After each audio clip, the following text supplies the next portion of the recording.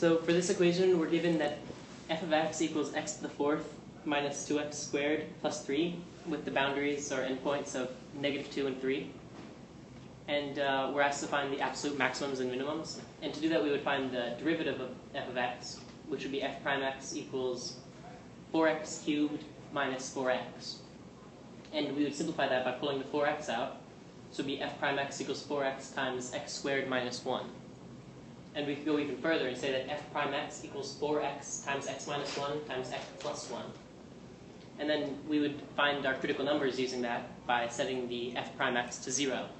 So that would be 4x equals 0, x minus 1 equals 0, and x plus 1 equals 0.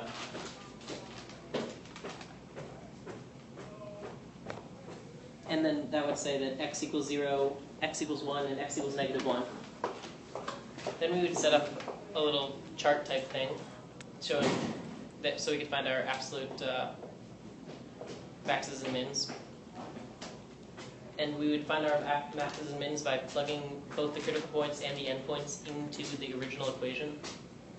And in doing that, we would get f of 0 equals 3, f of 1 equals 2, and f of -1 equals 2 for our critical numbers. And for our endpoints, we get that f of -2 equals 11, and f of 3 equals 66.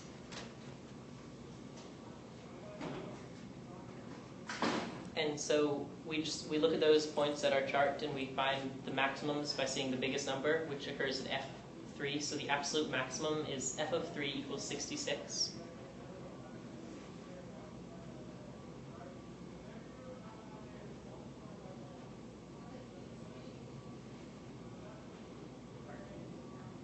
And we find the absolute minimum by looking at the smallest number, which occurs at both f of 1 and f of -1.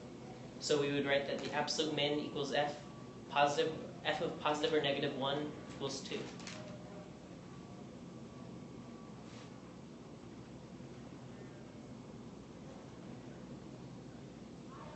And that's it. Once I neatly box this in.